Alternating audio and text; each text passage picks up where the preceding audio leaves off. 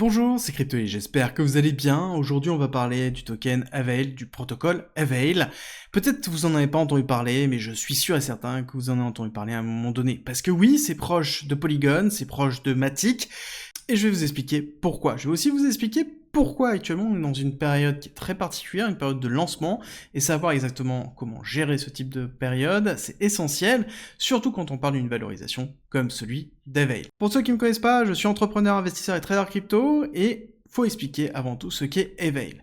Il faut comprendre que c'est un projet qui a pour but d'offrir de la modularité à la blockchain. Tout ça pour dire que c'est un projet qui offre des services à des développeurs de blockchain.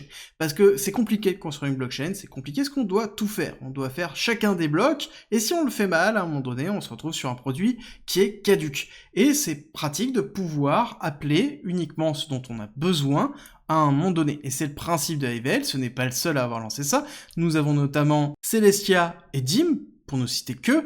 Nous avons aussi NIR qui propose des éléments de modularité de ce style-là qui sont appelables, comme par exemple la DA, qui est en fait la data availability, le fait de pouvoir stocker de la donnée et de savoir où est-ce qu'elle est. C'est le même principe. Une blockchain, le principe c'est que chaque bloc sont liés les uns aux autres. Mais les blocs c'est quoi? C'est de la donnée. Et à un moment donné, plus on stocke de la donnée dans un bloc, et plus la blockchain est longue, plus ça pèse énormément. Et plus ça coûte énormément à maintenir. Et plus ça coûte aussi en termes de transactions. Si j'ai beaucoup de choses à stocker, ça va me coûter très cher. Et c'est le cas aussi des développeurs, quand ils font leurs applications, ça coûte très cher de développer du code, d'instancier du code, mais aussi à stocker après le reste des informations directement sur la blockchain. Et c'est pour ça que c'est important d'avoir une couche de DA qui est beaucoup plus faible en termes de coût, et c'est pour ça que c'est intéressant d'avoir une modularité dans laquelle on peut dire je stocke ce bout-là directement chez moi, qui est le petit bout qui indique que le reste de l'information, par exemple, est dans telle autre blockchain, où ça me coûte peut-être 10, 15, 100, voire même 1000 fois moins cher de stocker l'information.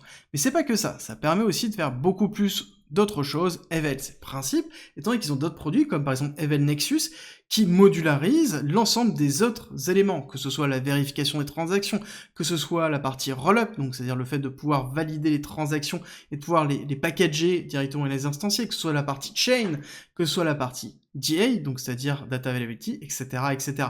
Le but, c'est d'offrir des blocs fonctionnels.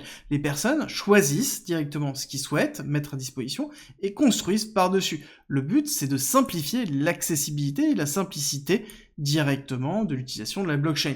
Parce que plus une blockchain est compliquée à construire, plus elle est compliquée à maintenir, plus on a des problèmes d'accessibilité, parce que peu de gens veulent investir dans leur apprentissage, veulent investir de leurs fonds directement pour pouvoir construire leur propre blockchain. Et c'est là où, justement, Avail est intéressant, ainsi que toutes les autres blockchains de modularité. C'est un petit peu ce que l'on retrouve en ce moment comme typologie narrative, avec un Celestia quand même qui a atteint 20 milliards de dollars peu de temps après son lancement. Est-ce que Avail arrivera à 20 milliards de dollars? C'est la grande question. On a vu sur tous ceux qui sont lancés après que ce n'est pas le cas, mais derrière Avail, il faut comprendre que ça a été développé avec l'équipe de Polygon en amont, mais un des cofondateurs de Polygon s'est séparé de Polygon pour pouvoir justement s'occuper uniquement de Avail, et Avail a volé de ses propres ailes et vole maintenant de ses propres ailes directement. Et ce qui est intéressant de voir, c'est qu'au niveau de la tokenomics, donc c'est-à-dire l'utilisation du token, et la répartition des fonds, on voit qu'on a un petit lancement qui a été effectué, et que le reste des fonds arrivera réellement en juillet 2025, donc c'est-à-dire dans un an.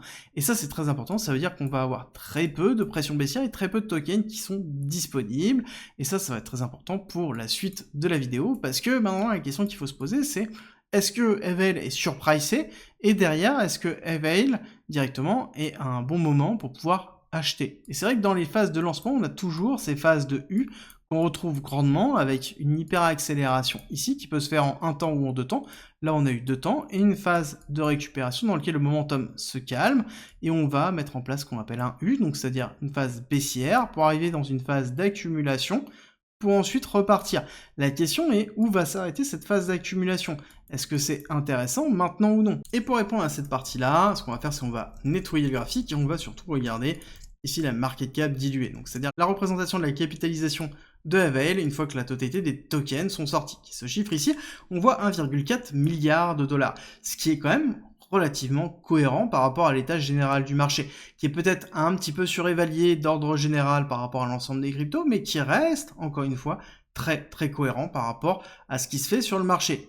Par contre, la problématique que l'on va avoir, c'est est-ce que ce narratif, qui est le narratif de la modularité, va prendre? Est-ce que réellement il y a un besoin de ce côté-là, ou c'est quelque chose qui va être encore à part? À savoir que Eveil, à côté, va arriver, enfin est arrivé plutôt après Celestia, et Celestia a capté déjà beaucoup de premiers utilisateurs, et donc a cet effet positif d'être le premier arrivé sur le marché.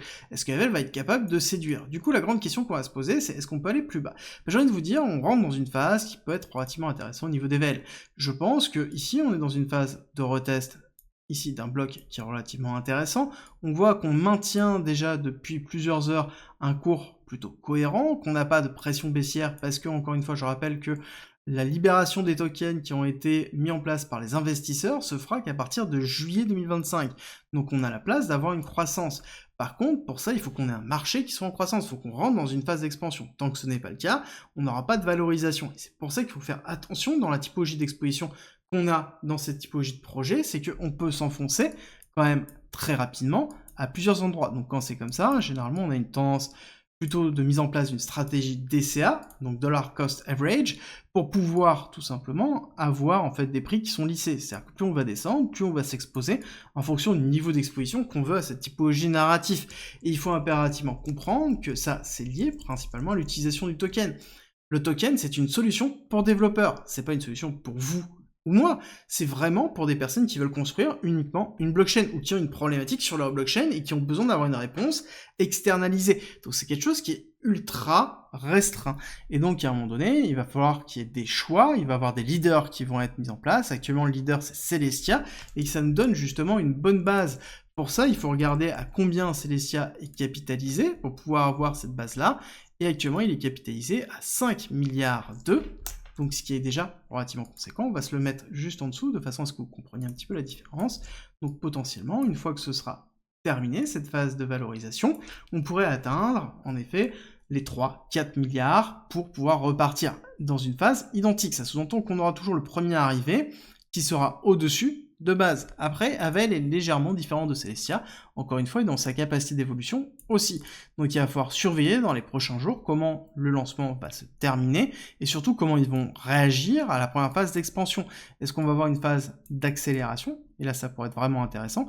Et c'est chose qu'on a vu principalement sur Celestia, avec une phase d'hyper-accélération, une temporisation, et ensuite une mise en place de phase d'accélération, avec derrière un narratif qui était vraiment proposé, qui a été vraiment commercialisé et marketé de cette façon-là.